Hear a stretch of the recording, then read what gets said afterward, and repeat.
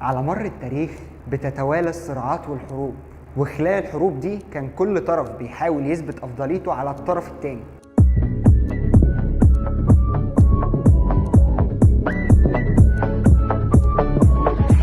واحدة من ضمن طرق إثبات الأفضلية هي تطور وتنوع الأسلحة الموجودة، واللي للأسف الموضوع وسع منهم ووصلوا لمراحل من التطور ممكن تبيد البشرية في لحظة، زي النووي مثلا، أو حاجة كده بالموت البطيء زي الأسلحة البيولوجية مثلا، اللي بسهولة جدا يروح حادف فيروس على الهدف بتاعه فيجيب أجلهم في خلال كام سنة بسيطة كده. ولكن اللي جاي أتكلم عنه هو واحد من الأسلحة دي برضه، ألا وهو الفوسفور الأبيض. أكيد سمعت عنه وسمعت عن إن دولة فلان استخدمته ودولة فلان حاربت بيه. خلينا أشرح لك إيه هو أصلا الفوسفور الأبيض. هو عبارة عن جزيء متكون من 4 ذرات فوسفور، ودي مادة سامة جدا شبه الشمع في شكلها كده، وليها ريحة زي ريحة التوم. سهل جدا وبسرعة جدا ممكن تتحرق لمجرد تعرضها للأكسجين، وبمجرد ما يحصل التفاعل ده بتوصل درجة حرارته ل 815 درجة مئوية. ولو مش متخيل الرقم فخليني اقول لك ان درجه غليان الميه اللي بتتلسع منها دي فهي 100، فتخيل انا بقول لك 815 درجه، يعني اكتر من 8 اضعاف. طبعا زي اي حاجه بيكون ليها استخدامات سلميه واستخدامات عدوانيه، كذلك الفوسفور الابيض هتلاقيه بيستخدم في صناعه الاسمده والكيماويات ومبيدات القوارض والطلاء وحاجات تانية كتير. ولكن قصاد ده بيستخدم عسكريا في صناعه الذخيره والمتفجرات وقنابل الدخان. نيجي للحته الخاصه بيك كانسان، الا وهي ازاي بيدخل جسمك وايه اثاره عليك. بيدخل جسمك عن طريق الاستنشاق، الملامسه، الاكل، الشرب، او لما تكون قريب من مكان بيستخدموه فيها، وده منطقي طبعا. مبدئيا كده القذيفه منه ممكن تقتل كل كائن حي في محيط 150 متر. اما بقى بالنسبه لاثاره فدي هنقسمها لقسمين، اثار حاده واثار مزمنه.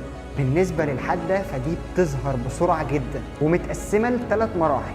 المرحله الاولى ودي من دقائق ل8 ساعات من بعد التعرض، وفي المرحله دي يا اما حروق في الجلد ممكن توصل لحد العظام، لان طبعا درجه حرارته قلت لك ان هي 815 درجه، وبيكون في اثار شديده على الجهاز الهضمي ممكن توصل للوفاه. ولو المريض عدى من المرحله الاولى بيدخل المرحله الثانيه، واللي مدتها من 8 ساعات ليومين، والمرحله دي بتكون خاليه من الاعراض. يعني حرفيا الفوسفور اللي دخل جسمك بيمثل عليك انك سليم وانه اصلا هو ما دخلش. عشان نوصل للمرحله الثالثه اللي من 4 ل 8 ايام بعد المرحله الثانيه، واللي فيها بيحصل فشل في اعضاء الجسم وتاثير شديد على القلب والكبد والكلى والجهاز العصبي. يعني حرفيا الحد ده بيتعذب لدرجه انه بيتمنى موته عن حياته.